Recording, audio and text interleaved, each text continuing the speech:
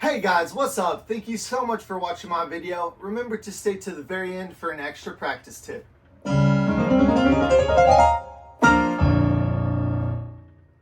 So a lot of you guys might be wondering, who is this guy? Why should we listen to him? That's a great question. Let me tell you guys. I've been playing piano for 22 years now. I took classical lessons for 10 of those years, and then another 12 I've been learning and growing on my own. Currently, I'm a gigging pianist. I perform in Denver, Colorado, and I'm averaging about 40 gigs a month right now. I perform piano locally, and I work for myself. That's enough about me, guys. Let's get right into the video. So the first tip, guys, is listen to the music before you start learning it. I can't tell you guys how valuable this is. Just being able to hear another musician perform the piece prior to learning it helps you so much. It lets you get that foundation of, oh, this is how the piece should sound. You know, these are the notes in the piece. And it really helps you along the way as you're learning the piece, because you can hear when you're playing wrong notes and you're like, well, oh, that doesn't sound right, but hold on. There it is. So, guys, I can't tell you how valuable listening to other people perform the song is. I would suggest you start listening to a piece a few weeks even before you start learning it. And as you're learning it, you continue to listen to it. And it'll help you learn the piece much faster and much easier. So our second practice tip is going to be practicing hands separately. I can't tell you how important this is. It's basically a necessity, especially when you're learning difficult classical music like Chopin.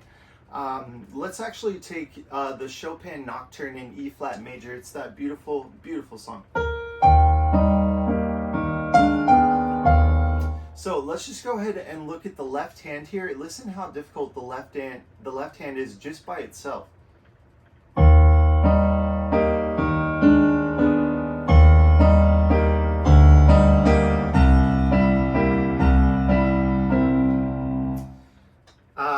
Yeah, guys, I started learning this song about 3 months ago, and when I first started learning, I couldn't play it at all, but the only way that I have been able to play the song, and as beautifully as I do, is because I started off learning hands separately, and then the right hand as well.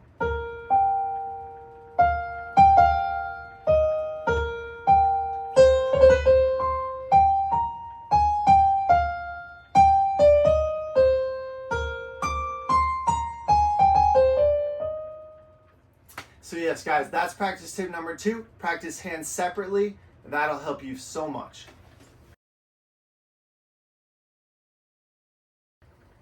So our third practice tip is going to be what I like to refer to as the long shorts and the short longs.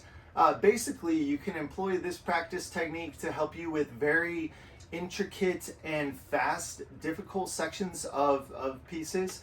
For example, let's look at this song. This is by Rachmaninoff. This is the Prelude in C sharp minor.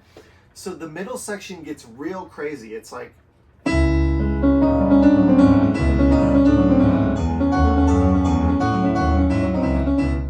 so, you know, playing very fast and all those notes, it can be very, very difficult. So the practice technique is called the long shorts.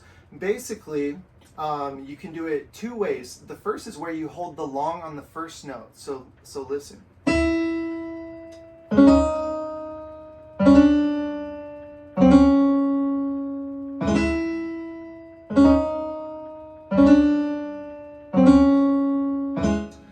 And you practice that through the whole piece, and then you do it the opposite way. So that was holding the long on the first note. Then you do holding the long on the last note, which sounds like this.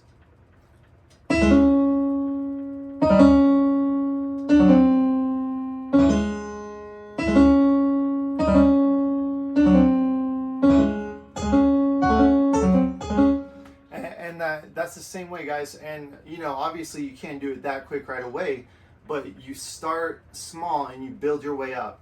And then eventually you do the same thing, hands together. It's like this. And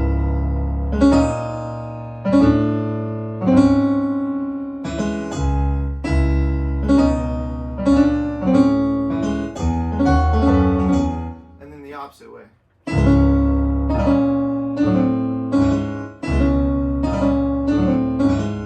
And then eventually, you know, that'll help you really grind out those difficult sections, and you can play it like a master.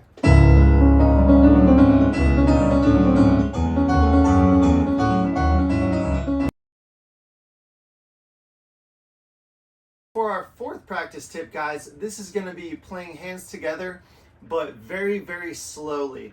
Basically, you want to find a pace where you can play through the entire piece, hands together, and not make any mistakes. And it doesn't matter how slow that pace is, guys. When I was learning the entertainer, I used to sound like this.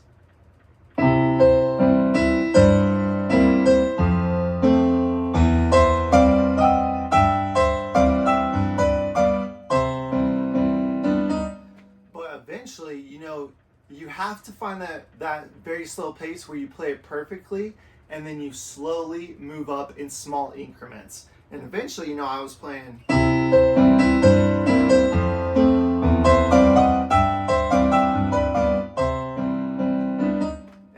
now, I mean, hopefully we'll see.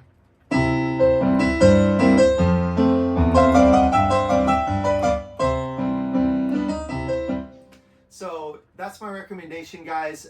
When you start bringing hands together, do it very, very slow and melodic, and just be able to play the piece perfectly no matter how slow that is. So our fifth and final tip is to practice with a metronome, guys. This is so important. I always love to start with the metronome tempo very slow and find a tempo that I can play through the whole piece at. I will do metronome work hands separately as well as hands together once I'm able to. Currently, I'm working on this song called The Maple Leaf Rag by Mr. Scott Joplin. And I love doing metronome work with this.